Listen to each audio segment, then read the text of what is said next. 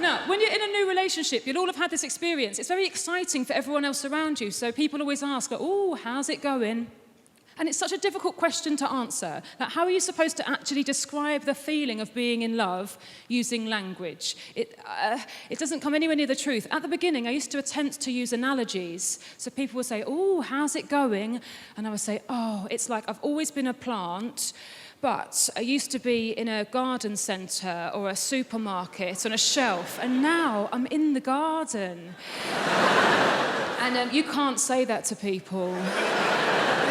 I've learned that. So now what happens, people go, oh, how's it going? And I say, fine. And but then my friend the other day, she said, well, you don't seem very happy. And I said, yeah, that's because I'm not with him, I'm here with you. And apparently that's very rude. And my friend really told me off. She said, actually, Sarah, it's very important that you stay in contact with your friends. But why? I've got him now. And then she said, well, what about if you break up? But if we break up, then I'll kill myself, so I still don't need you. And we live in a society that considers any relationship that doesn't last until your death a failure. And that's what really concerned me. At the beginning with my boyfriend, when I realised how happy I was, I started worrying that we would break up one day, because all of my previous relationships have finished. And I don't want that to happen. And what I found out is, you shouldn't worry about the ending at the beginning. It ruins everything, and it's illogical. It's like giving birth to a baby dressed as the Grim Reaper. It's like turning up at a job interview and going, oh, what's the point? If you don't sack me, I'll quit. And so that's why I was thinking about other couples. I thought a lot about Adam and Eve, because they, of course, were the original couple. And yeah, sure, at the beginning, it's all magical. It's all staying up late, counting each other's ribs and laughing. But over time, the magic fades. He's boring. She's off talking to wildlife and comfort eating. And then their landlord kicks them out. One of their kids kills the other one. And if they can't make it work in paradise, what chance have I got in Lewisham? I say, where are your keys? And you go, oh, the keys, they're where I put them. You are a putter. And to sum up, you're a good human being. You work hard, you try hard, you're probably quite successful. The other group, the leavers, or shithead devils, to give them their full title.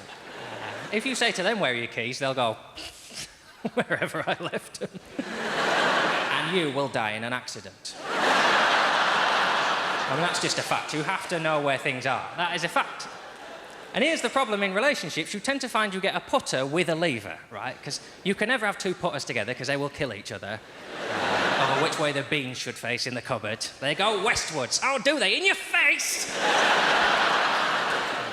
Of course, you can never have two levers together, because they will die of dysentery. So, what you tend to find is you get a putter with a lever, and what happens is, the most annoying thing about levers is that they're more fun to be around. They're happier people, because, they go around dropping things and knocking stuff over, and the putter goes around, oh, that goes there, and that goes tiny.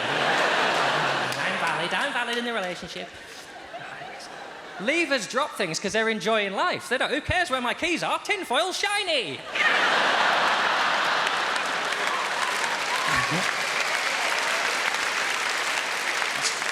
Not a good mixture in a relationship to have a mixture of, let's make a collage, let's make a list. And I make lists for a very simple reason, that I like to control my life, right? And my view on happiness is kind of like that. Happiness, it goes up and it's down, it's wavy, and the happier you are, the sadder you'll be. It always evens out. And if you're impulsive, you will have days where everything's perfect and it's an amazing day, but you'll have days where everything goes bad, and you'll fluctuate a lot like that. You see, I can't handle that, so I keep my wave fairly shallow. Like, oh, that was a nice Kit Kat. Oh, bloody hell. And if I try to be impulsive, I don't know how it's done, and I just ruin days. Like, the last girlfriend I went out with, we were chatting. It was the first time we'd spoken, and she said, oh, this is nice, let's go out on a date. What would you like to do? And I thought, don't be honest about what you'd like to do, because it's probably weird. Say something sexy and impulsive, right? I said something so impulsive, even I didn't really know I was going to say it until after it had happened. Right? She said, oh, this has been nice, what would you like to do? And I went, oh, let's go ice skating. Which is easily the shittest sentence I have ever said.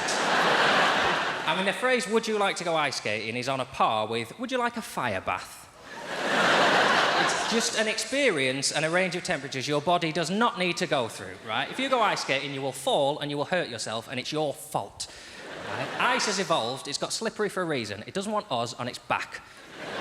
I don't mind falling over. I fall over in life. I like a drink. And you trip and you put your hands out and you try and minimise the damage, don't you? That doesn't work on ice. On ice, you splay out and you slide for another 50 yards, surrounded by out-of-control teenagers with razor blades on their shoes. Because don't get me wrong, right? Don't get me wrong. It's just monogamy. It's really long, guys, right? And I get, from an evolutionary point of view, it's better for us to be paired up to do the basic things in life, you know, like raise children or collect air miles. I get that. But I just feel like I've got so many wild oats that I want to sow. I know some of you might think that's quite a male turn of phrase. Not true. I got oats, babe. I got oats for days. I got so many backed up oats, I could shit a flapjack.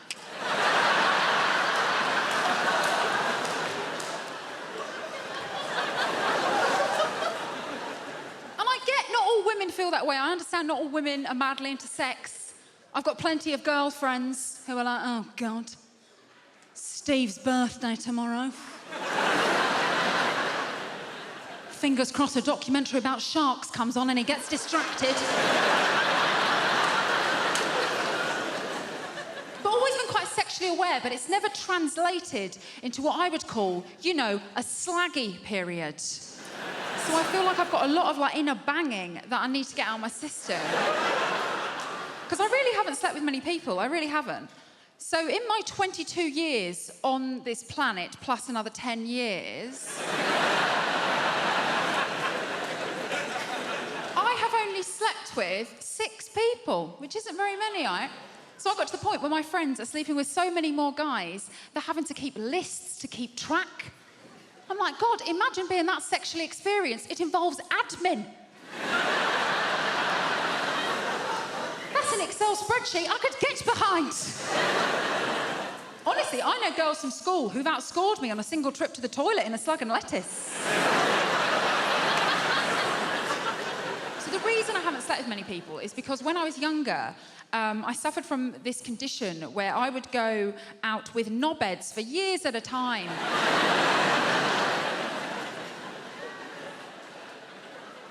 Like the last one, total disaster, right? We had nothing in common. So I'm from Essex, born in Basildon, and this guy was super posh. He had more middle names than I've had sexual partners. Right, so eventually I broke up with him, and I was like, for the first time in my life, I can have my slaggy period. So I made a pact with myself that the first hot guy that I bumped into, I was going to chat up and seduce, right? So this happened a few days later. I was in a lift in central London. Hot guy got in a lift with me. I saw him. I thought, hello. Victim numero uno. Let's get this party started. I hope you like flapjacks. Amazing I haven't slept with many people, isn't it? So, hot guy gets in the lift. He presses level 1. We're only on the ground floor. He's only going up 1 level. Lazy. So I think, Ellie, say something flirty to him. So I said, you're only going up 1 level, lazy. Either got it or you haven't, guys, right? Hot guy laughs. I'm like, oh, here we go. Shag, shag, shag. Bang, bang, bang. Oops. Hot guy puts out his hand to introduce himself, says, hi, my name's Phil, and 6 years later, I married him. Because I used to know stuff, man. I used to know stuff. Before I was married, I knew stuff. I used to know all the new rock and roll bands. I used to be into it. McFly and stuff. I don't know. I don't know any of the new rock and roll bands anymore because nobody sings songs for married people. All the songs nowadays are stuff like, I met you today and I want to shag you right now. And that don't speak to me. And if it did, I'd be in a lot of trouble. Nobody rocks out to marriage. Nobody's in the garage singing about love that never ends and goes on until you die. Nobody's sitting there going, we've been together for 16 years and we've got our health.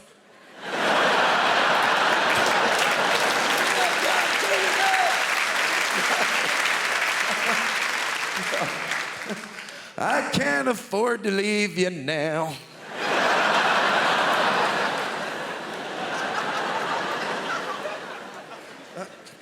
Compromise killed my dreams.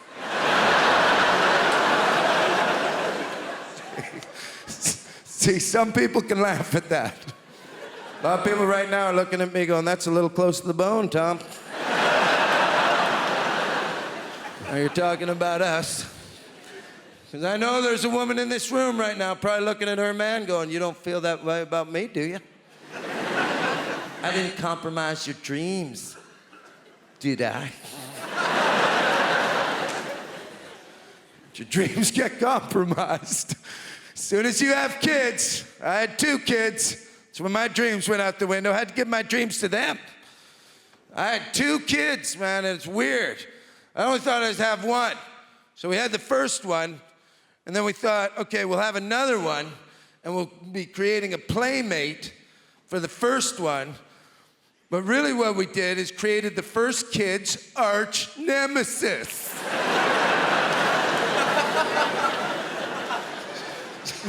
Superman, I'd like to introduce you to Lex Luthor. I've been with my fella now for nearly 10 years, but you know when you first get together with somebody, the first 6 months, especially if you have an inkling it might be a long-term thing, and those first 6 months together are just glorious, aren't they? And you think each other are perfect. And then after 6 months you think, well, perfect's pushing it a bit. There's a couple of things I could do with changing. Then you've got a project. Isn't it lovely having a project? There's only one thing I'd like to change about my fella. I need to tell you this first. I love waving. I don't know why. I've always loved waving. I love it when I wave, and I love it when people wave back to me. I'm going to wave to you now and see how many of you wave back. Oh, loads of you are. Thank you very much. It makes me really happy. And it's one of the main reasons I learned to drive.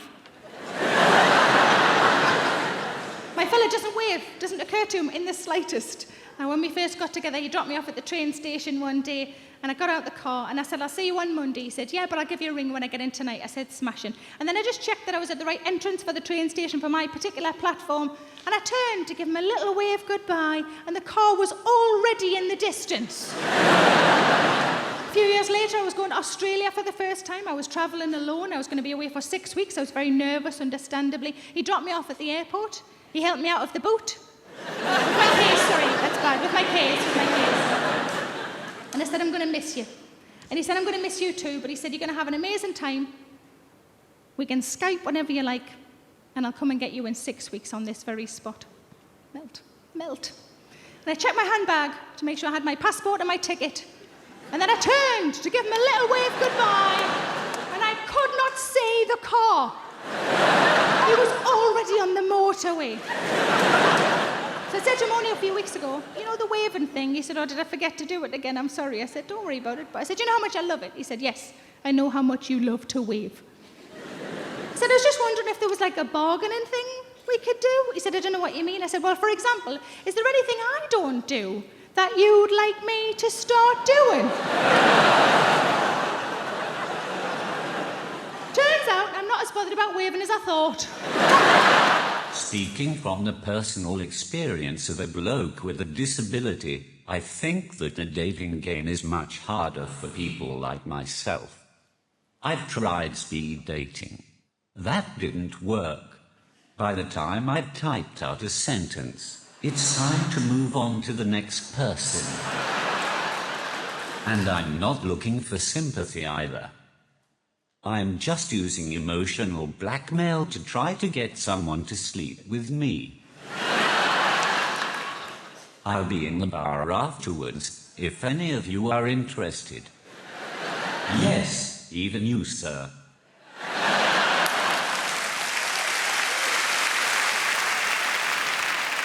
One of the main problems I have with dating is that I find it hard to approach girls in the traditional sense. I don't have the ability to chat up a woman.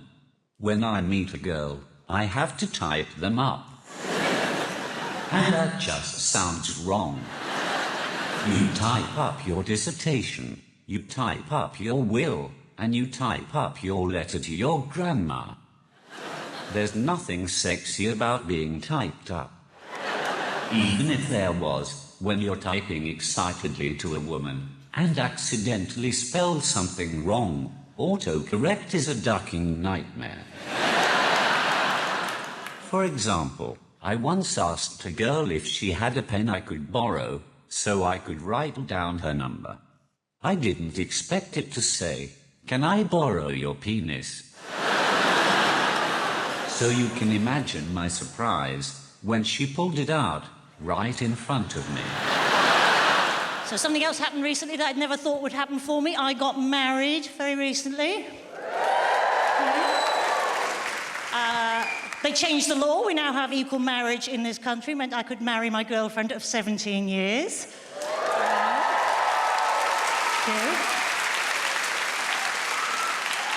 I'm very happy. She's very, very lucky. And it's great, though. I'm very proud to live in a country that now has equal marriage. I think it's a wonderful thing. People went out and campaigned for my right to have an equal marriage, and for that I'm terribly proud and delighted. Equality...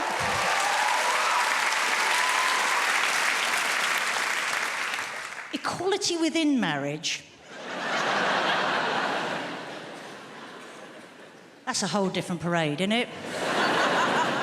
Come on, don't tell me I'm the only person in this room that's ever looked at their other half and thought to themselves, I'm probably the better one in this relationship. I mean, you wouldn't say it, would you? But you've thought it, haven't you?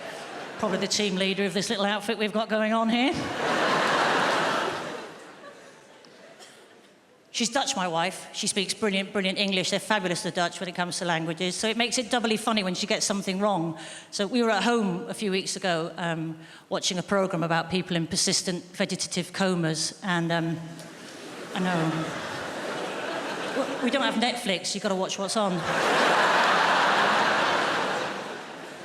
Literally a slave to the schedule. And it was quite upsetting, obviously, given the subject matter. And at one point, I turned to the wife. She's having a little cry. And I was like, oh, God, awkward. I said, are you all right? Are you all right? She turned to me and she went, I'm not, sorry, I'm not. I'm finding this very upsetting.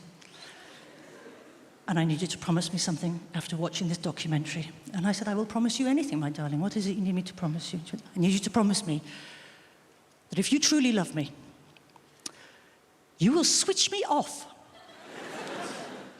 if I ever become a vegetarian.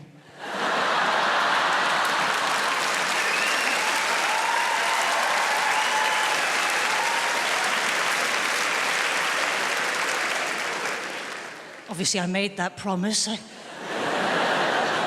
have the poor cow suffering, can we?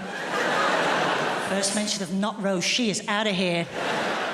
Can I apologise to every woman in this room for the ludicrous shite that you've had foisted upon you in the name of what we find horny? Some of which I know you only do in a kind of, because you think it's kind of an ironic little joke. You know, all that kind of boo-boo-boo-doo shit, right? That we can occasionally get you to do because you think it's a joke. You're going, ha, ha, ha, this is kind of a funny joke, isn't it? And we're going, yeah, yeah, just keep doing it, right? No, but you're enjoying this on an ironic level. Sure, whatever. Just sing Santa Baby one more time.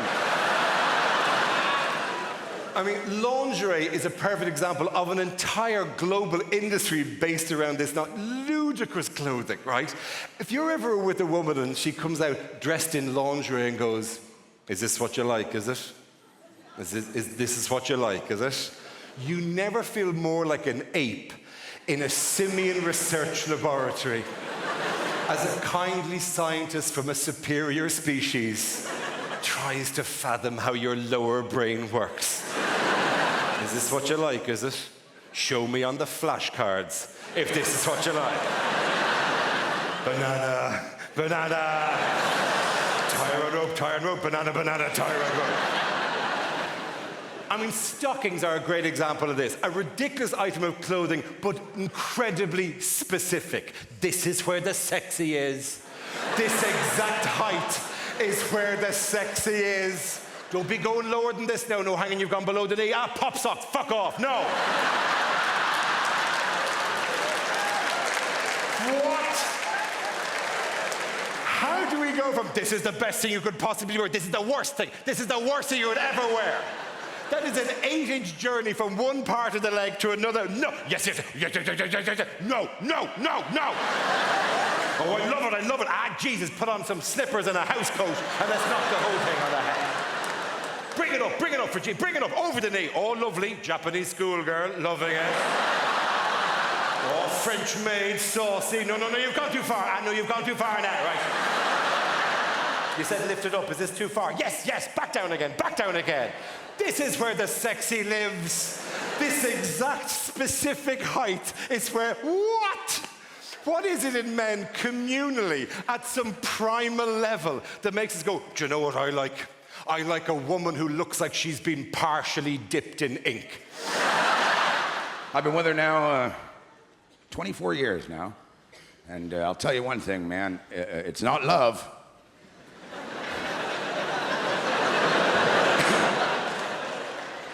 Love is fleeting, but spite, that stays. I'm not leaving her. That would make her happy. I'm in it for the long haul, man. 24 years with the same woman, and I'll be honest with you, ladies and gentlemen, I wake up every morning of my life, and I walk down the stairs, and I think, you know, I'm gonna kill her today.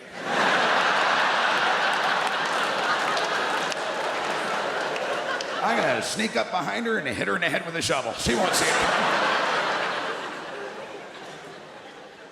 And I know she's walking down the stairs behind me. Every day, I'm gonna push him. I'm gonna push this fat bastard down the stairs. He never picks up his shit. I'm gonna put a screwdriver in his eye. I'm gonna let him rot, then we circle each other. In the kitchen. Spitting fire and hate. And then we have tea and toast, and everything's better.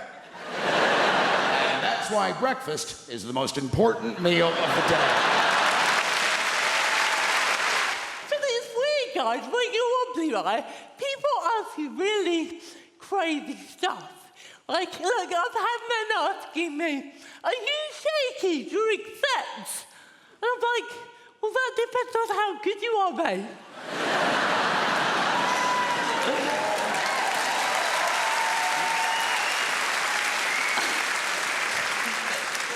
But despite that joke, I am a hopeless romantic.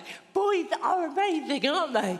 And my perfect man has always been a poor Irish poet. I love the accent and the poverty. And this is totally true. I met my boyfriend 9 years ago now in Dublin, and he opened his mouth and I was like, yeah, that'll do.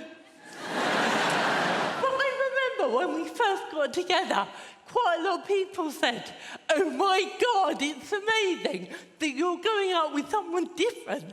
Well done. I was like, he's only Irish. But we're very happy as we think about having babies. Because I love babies. Thank you. Yeah, I love them. But I'm not quite ready for babies yet because I love my life. Luckily, guys, you'll be pleased to know I have found a brilliant form of contraception. Oh, yes. It's when I put a condom on my boyfriend because the amount my handshake is all over before it begins. I've made a list of pros and cons because I've been spending a lot of time in brothels and prisons. Made a list of pros and cons, always good, give you a bit of balance, Con, complete loss of all feelings of hope and possibility. Well, it doesn't sound very good, does it? It doesn't sound much fun, does it? Pro, increased plug socket access. Bang, 1-1. I say increased, it's actually total plug socket access. I've got 32 plug sockets in my house. Each and every one of them is now under my sole domain. Con, all experiences that formed the basis of my happiness and sense of self-worth are now destroyed by grief. Downer. A bit of a downer. Pro, less recycling. I can fit it all in the green box now. It's remarkable when you take into account just how much I'm drinking. Oh, John, you're meant to heat mulled wine. All right, Your Highness, hand me the bottle and leave. Con, I'm gonna lose me house. Bit of fun. Pro, 25% off council tax. I was on that like a ferret. Dialing as the door slammed. And that's us fresh out of cons. The rest are just pros, guys. Yeah. Increased freezer space, all 4 drawers. Cheaper gas and electric. Reduced wear and tear on fixtures and fittings.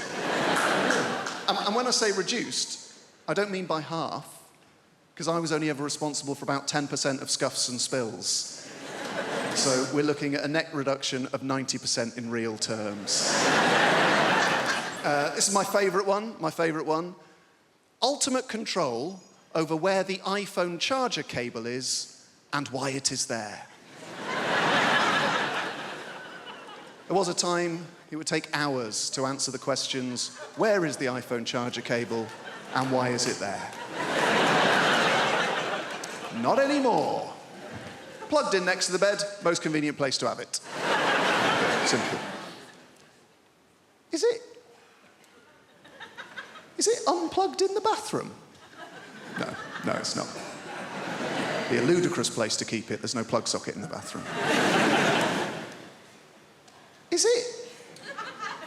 Is it in the front pocket of a rucksack you no longer use? That'll be the last place you look. That'll be very frustrating. Is it plugged in on a train we have alighted from? No. It's plugged in next to the bed because that's the most convenient place to have it.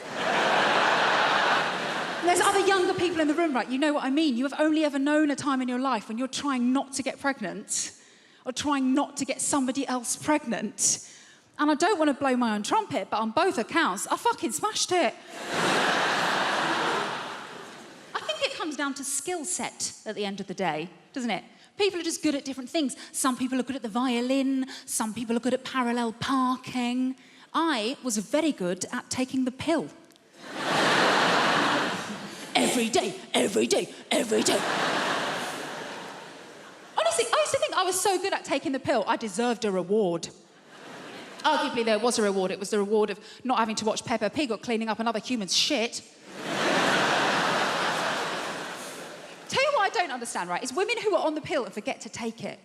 Don't get that. Because don't get me wrong, I forget things. I forget my keys, my wallet, the fact I'm married. Sure! But forgetting to take something that can prevent you from creating a human that could one day say, turn the machines off, is what she would have wanted.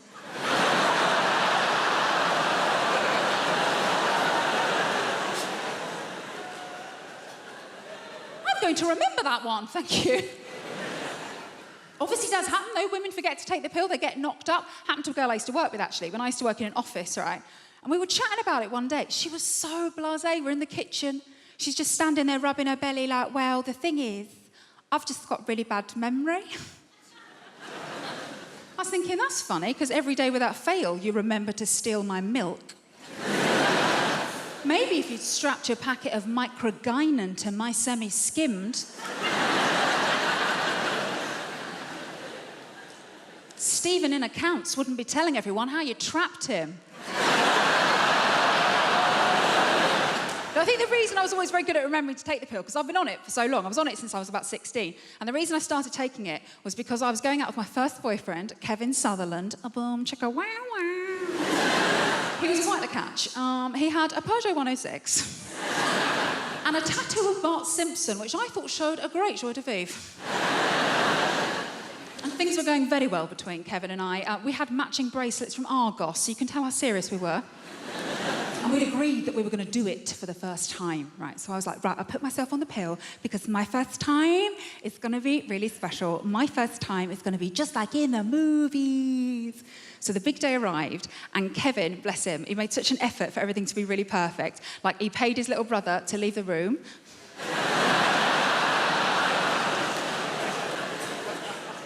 To this day, the most romantic thing a man has ever done for me. And he made a mix CD of all of our favourite romantic songs. You know, like Boom, Boom, Boom, Let Me Hear You Say Wayo. And as we lay down on his single bed, with his Liverpool FC duvet cover on it, the scent of Lynx Africa heavy in the air. And as Kevin took my virginity so beautifully and gently and quickly from behind, I remember thinking, wow, just like in the movies. Obviously, it's quite difficult to make eye contact in that position, isn't it? Almost felt like I lost my virginity to Steven Gerrard.